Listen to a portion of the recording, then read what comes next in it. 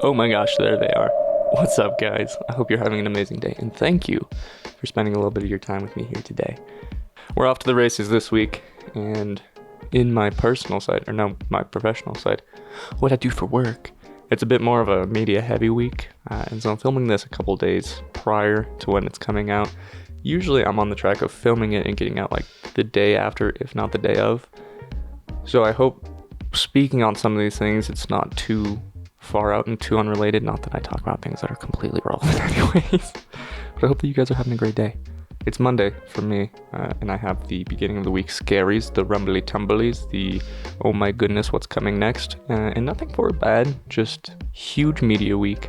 Not even that big, just honestly a lot going on, a lot of moving pieces, and I'm ready for it. I'm excited for it, but I much prefer to just sit here and chat with you guys for a little bit and rant a little. So what do you guys got going on?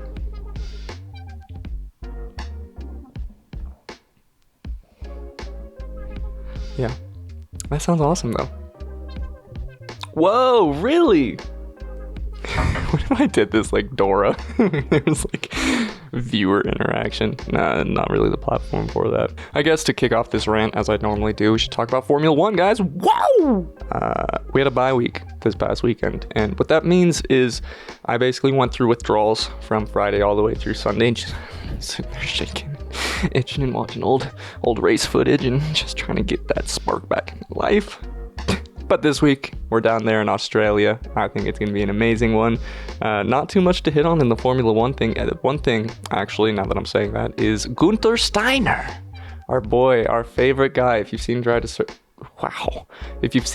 Survive, he is probably the most personality-filled person in all of the sport. And last year, it came out that he was not renewed to be the team principal of Haas, which on one side, I think a lot of us were bummed because we're like, oh, we can't see him anymore. But then a majority of people were like, well, good. Maybe now he can go and find something that's not just losing every single week and looking bad and getting yelled at and yada, yada, yada. So it was really good to open up and read an article from him and hear what he has to say.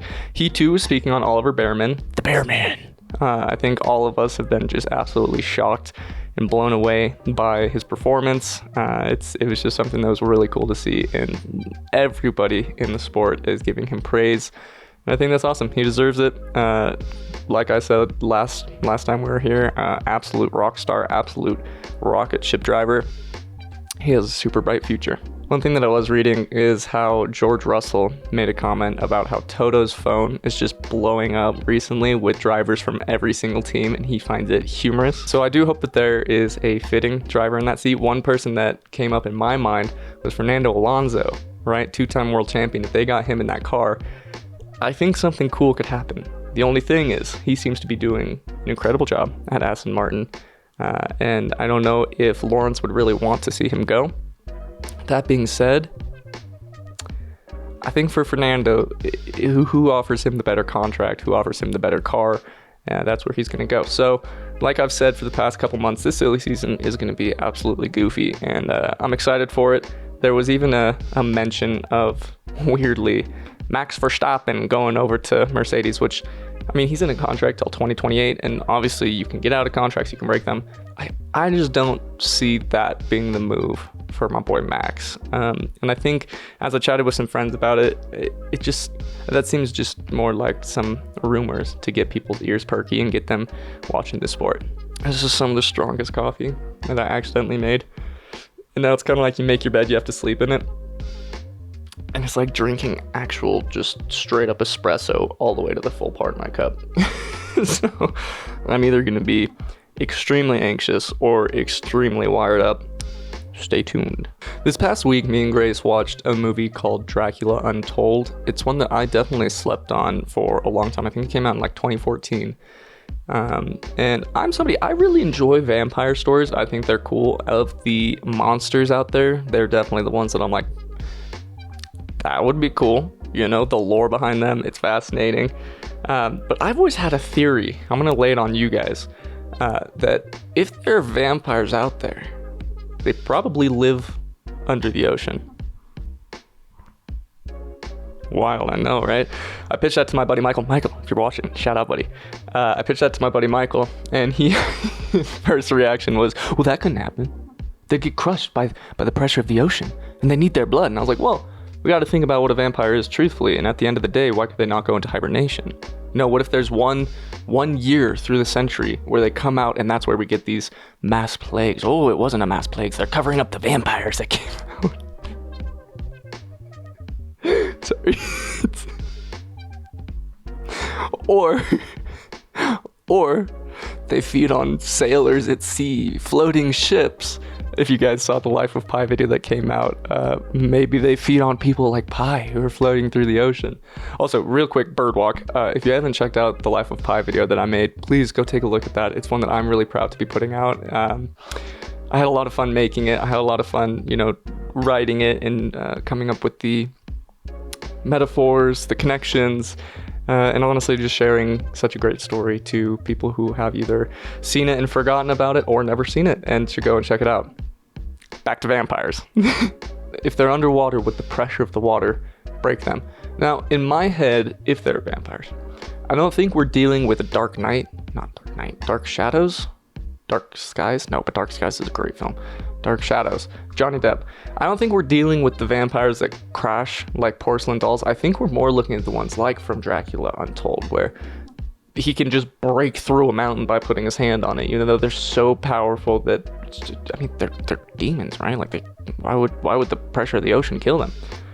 I mean, I don't know. It's a far fetch. It's not like I'm holding my hat too closely to this opinion. I just think it would be cool if vampires are real. They're under the water. Why not?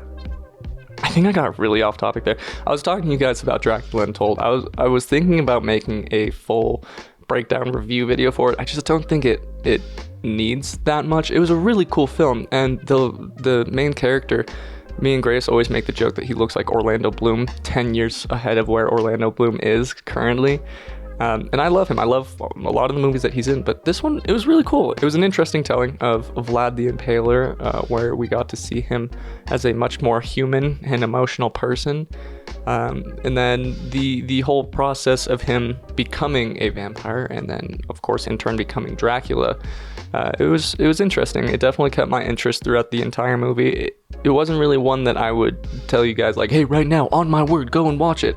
I mean, if you have free time on a Friday night and want to, like have a glass of wine and watch a vampire movie, it's pretty good. There's your Little Bear review. It's pretty good. Yeah. I do have to say I liked the ending a lot. There were a couple little plays that they had in there. He said, I now know that hell is not real, therefore there is not a heaven. And it goes into how apparently in this universe, reincarnation is the one and true thing. And, no spoilers, it's a 10-year-old movie. But his wife who dies, he meets her reincarnate, and there's kind of an interesting moment to me where he speaks what she says is her favorite poem.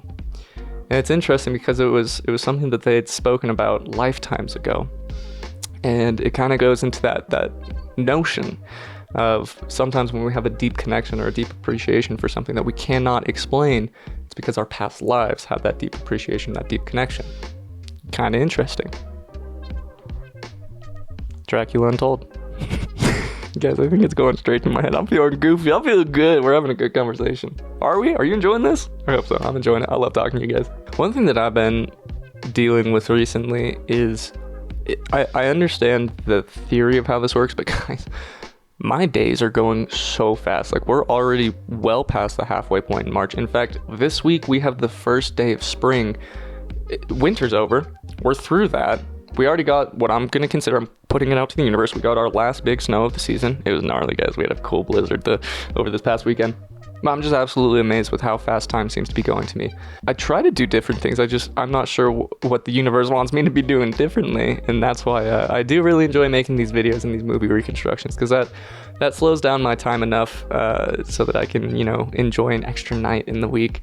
That's a weird thing to say. Wow, coffee, what are you doing to my brain? Let's jump off that track. One thing in movie news is Dune Part 2. It is absolutely causing mayhem in my friend group. People coming to me telling me like, oh my god, it's the best thing that I've ever seen since I learned what sliced bread was. It's amazing. The soundtrack alone is worth listening to give you something. And I'm really excited to see it. I'm personally waiting until it comes to streaming. It's the kind of guy I am these days. But I will say I really enjoyed the first Dune. When I watched it the first time, I have to admit I was extremely confused. I had no idea what was going on or what the purpose of anything was. But then a buddy, Nate, shout out Nate, he explained in great detail the actual storyline, what the books explain, how you get from A to B. And oh my God, this story is insane. It's like really, really fucking cool. And so when we rewatched it, just to get context, getting ready to see the second one, I remember both Grace and I were fully on the edge of our seats, glued to the TV, watching every single second. The pacing of it didn't feel long and boring anymore. It all of a sudden felt exciting, and like every time that there was a break, it was, okay, let's take a quick breath.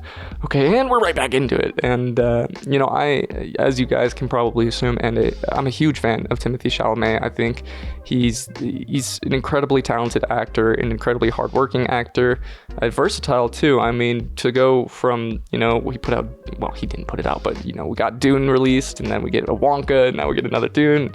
All of his films, he's, often not the same person. I know in my Wonka reflection, I did say that it was a little hard because I saw Timothée Chalamet.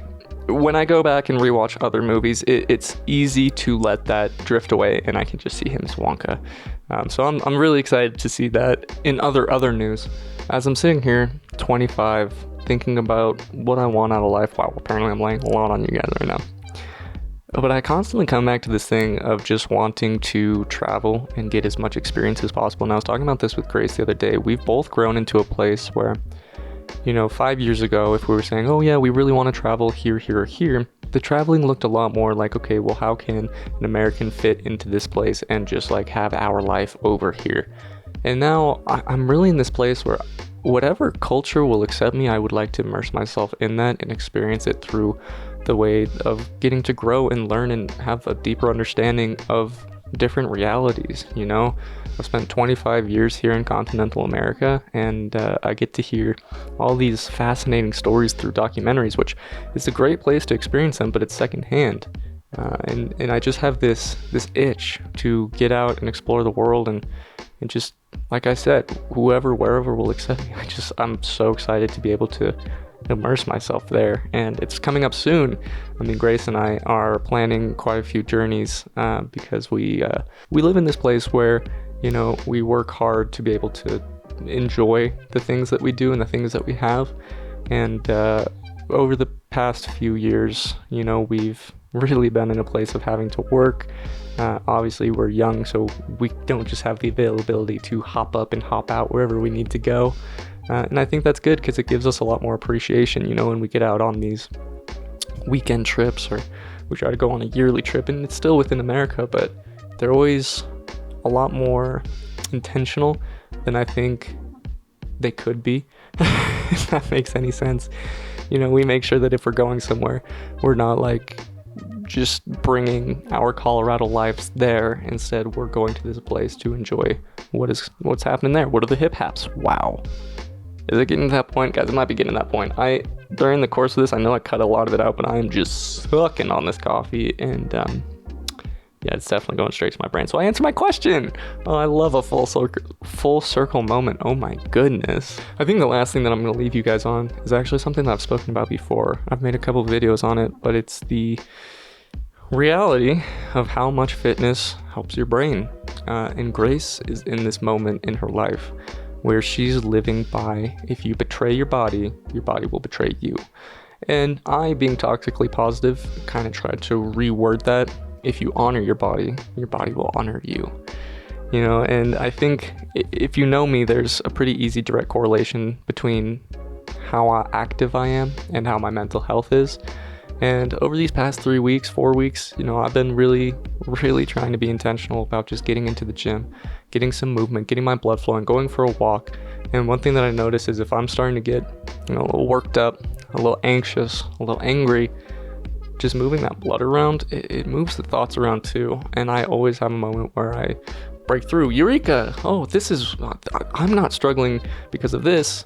I'm feeling this, and it's something that's it's so powerful. And I really try to push on to anybody who comes to me and they say, hey, you know, I'm struggling with this, or I really am not okay in this situation. I say, okay, well, how about we get out, get a walk, get some sun on our face, let's chat about it.